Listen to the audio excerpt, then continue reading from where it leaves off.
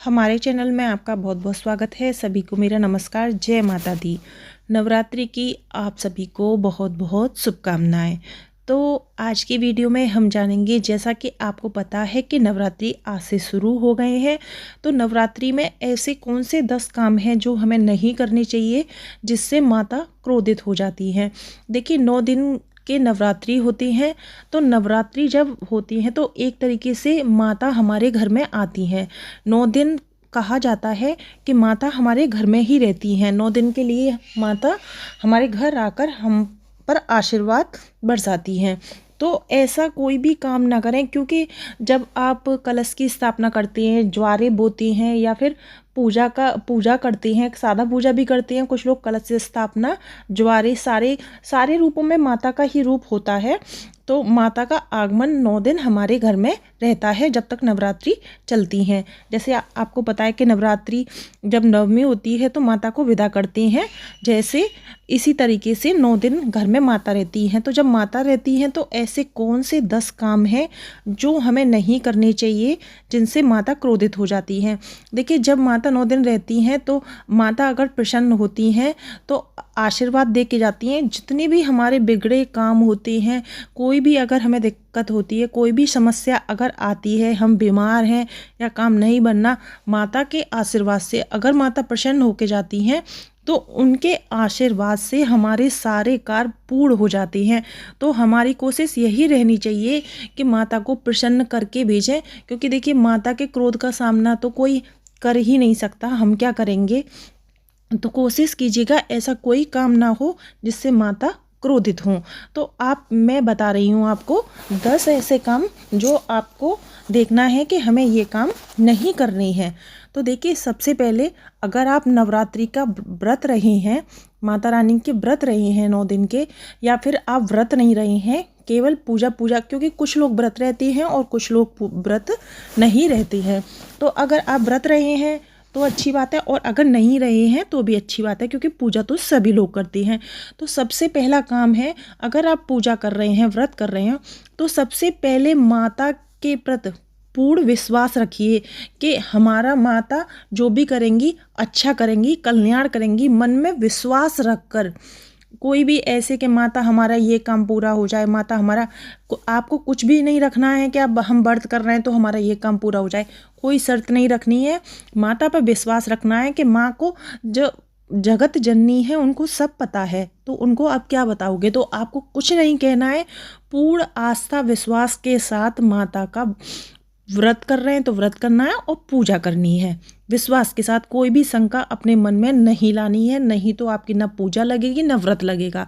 पहले आपको विश्वास करके सब कुछ करना है, पहला तो ये काम करना है। दूसरा, अगर आप माता रानी की पूजा करते हैं नवरात्रि में, देखिए व्रत रहे तब भी पूजा करते हैं, जो लोग व्रत नहीं रहते वो भी 9 दिन पूजा करते हैं। तो पूजा जब भी आप करें तो आपको ये ध्यान रखना है कि पूजा में से आपको उठना नहीं है, क्योंकि माता की जो पूजा होती है उसमें से जब तक आप पूजा पूरी ना हो जाए उससे पहले उठना नहीं चाहिए, क्योंकि उठना अशुभ माना जाता है। पूजा पूरी होने पर ही आपको पूजा में से उठना है। जब तक आपकी पूजा पूरी नहीं होती तब तक आपको नहीं उठना है। दूसरा काम आपको ये नहीं करना है। तीसरा काम, देखिए आप ये कहें कि हम व्रत नहीं रहे, हम लहसुन प्याज बना लें, आपके यहाँ अगर बनते हैं, कुछ लोगों के बनते हैं, तो देखिए माता 9 दिन के लिए घर में आई होती हैं, तो अगर आप बनाते हैं खाते हैं तब भी 9 दिन आपको लहसुन प्याज नहीं बनाना है, क्योंकि देखिए माता का भोग भी लगता है, माता आती भी हैं। अगर आपके यहाँ माता का विग्रह है या फोटो है, कुछ भी है, माता तो घर में ही रहती हैं नवरात्रि के समय, तो आपको लहसुन प्याज नहीं बनाना है, इससे माता को क्रोध आएगा, इसलिए लहसुन प्याज आपको नहीं बनानी है। चौथा, अगर आपके यहाँ कोई शराब पीता है, मांस खाता है या फिर कोई अंडे खाता है, तो नवरात्रि के समय आपको ये सब चीज़ें नहीं करनी, क्योंकि माता को ये सब चीज़ें नहीं पसंद हैं। तो अगर कोई शराब भी पीता है तो नवरात्रि के समय आप अपने घर में जो भी है उससे मना कीजिए। नवरात्रि के समय आपको शराब भी नहीं पीनी है। चौथा। पाँचवा, नवरात्रि में देखिए अगर आपके घर पे कोई भी कन्या कुछ मांगने आती है तो आपको उसे बिना कुछ दिए वापस नहीं करना है, कहीं आप भगा दें नहीं कुछ नहीं है ऐसा, क्योंकि कन्या के रूप में कभी भी माता आ सकती हैं, क्योंकि छोटी सी कन्या माता का ही रूप होती हैं। तो कोई भी कन्या आए, आपको उसको खाली हाथ नहीं भेजना है। कुछ नहीं है तो आप फल पकड़ा दें, कुछ भी खाने की चीज़ दे दें, बिस्किट दे दें, पैसे दे दें, जो आपके पास है वो आप दे दें, लेकिन कन्या को खाली हाथ वापस ना करें, ये आपको याद रखना है, क्योंकि कन्या माता का रूप होती है। और छठवां आपको क्या करना है, देखिए जब नवरात्रि का व्रत रहते हैं, नवरात्रि चलते हैं, तो माता रानी घर में होती है, मैंने अभी आपको बताया है। तो आपको दिन में सोना नहीं है नवरात्रि में, क्योंकि विष्णु पुराण के अनुसार नवरात्रि में दिन में सोना वर्जित है। तो आपको बिल्कुल भी दिन में नहीं सोना है, और अगर आप व्रत रहे हैं, पूजा कर रहे हैं, तो आपको बिल्कुल भी नहीं सोना है, क्योंकि नवरात्रि में दिन में सोना वर्जित है। तो छठवां आपको ये नहीं करना है। अब सातवां आपको देखिए, जब आप नवरात्रि कर रहे हैं, पूजा कर रहे हैं, आपने कलश की स्थापना की है घर में, और आपने अखंड दीपक जलाया है, तो इन सब चीज़ों में माता का वास होता है।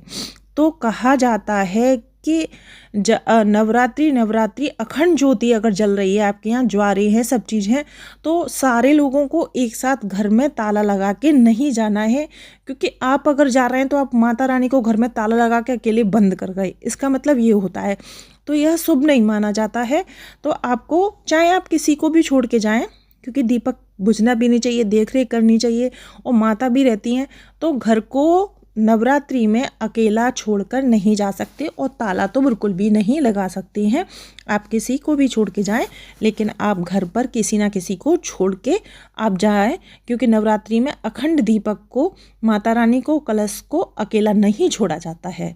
तो सातवां यह है। आठवां, अगर आप किसी को नवरात्रि में मारते हैं, किसी को मारना, किसी बच्चे पे हाथ उठा दिया, आपको गुस्सा आ गया अपने बच्चे पे, आपके घर में बच्चे हैं, या किसी का दिल दुखा दिया, या गाली गलौज कर दी, कुछ भी कर दिया आपने, तो माता रानी क्रोधित हो जाती हैं। क्योंकि जब व्रत रहते हैं तो हमें ना तो किसी पे हाथ उठाना चाहिए, ना हमें किसी को गाली देनी चाहिए, क्योंकि मन को पवित्र कर कर ही हम व्रत रहते हैं। इसलिए हमें नवरात्रि में ना तो किसी का दिल दुखाना है, ना किसी को हमें मारना है, ना ही हमें गाली देनी है, ना ही कोई गलत शब्द हमें बोलना है जिससे माता हमसे क्रोधित हों। तो आठवां ये हमें नहीं करना है। अब नववां, देखिए आपने ज्वारे अगर घर में बोए हैं, कलश की स्थापना की है, तो देखिए बहुत से घर में चूहे होते हैं, या फिर किसी वजह से ऐसा हो जाता है कि हमारा कलश लुढ़क जाता है, या ज्वारे हमारे चूहे खा जाते हैं। तो इस चीज़ का आपको विशेष ध्यान रखना है कि घर में आपके चूहे, बिल्ली या कोई भी है तो इन चीज़ों को खंडित ना करें, क्योंकि ये माता का रूप होता है। 9 दिन ये चीज़ें रखी जाती हैं। तो ज्वारे हमारे जब उगते हैं तो सब कहते हैं कि ज्वारे जो होते हैं 6 महीने हमारा कैसे निकलेंगे, उसका प्रतीक होते हैं।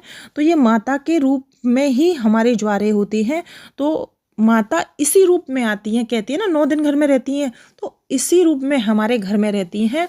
तो आपको विशेषकर आपको अखंड दीपक का ध्यान रखना है कि दीपक हमारा बुझना नहीं चाहिए, कलश हमारा इधर उधर लुढ़कना नहीं चाहिए, और ज्वारे जैसे चूहे खा जाए, तो ये चीज़ आपको ध्यान रखना है, क्योंकि इन्हीं रूपों में माता हमारे घर में निवास करती हैं।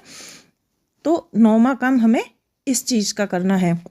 10वां, देखिए अगर ये 10वां काम है, अगर नवरात्रि आपने किसी रिश्तेदार के यहाँ शुरू की है, जैसे आज पहला दिन है, आपने यहीं शुरू की है, तो आपको पूरे नवरात्रि यहीं करने होंगे, क्योंकि हम जहाँ पहला नवरात्रि रहते हैं, बाकी सारे नवरात्रि वहीं पर रहने होते हैं। क्योंकि कहा जाता है कि अगर पहला नवरात्रि अगर हमने यहाँ किया और दूसरा नवरात्रि हम कहीं करेंगे, तो इसको कहा जाता है कि माता को पीठ दिखाना, मतलब माता को हमने पीठ दिखा दी, हमने यहाँ नहीं किया वहाँ, तो इसका दोष माना जाता है, ये शुभ नहीं माना जाता।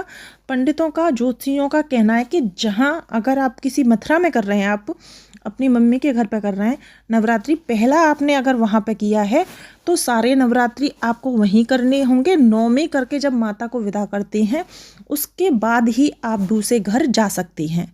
तो यह है 10 काम जो आपको नवरात्रि में बिल्कुल भी नहीं करने हैं, जिससे माता क्रोधित हो। तो यह 10 काम आप भूल कर भी ना करें तो माता आप पर प्रसन्न ही रहेंगे। वीडियो पसंद आई हो तो चैनल को सब्सक्राइब करें, वीडियो को लाइक शेयर अवश्य करें।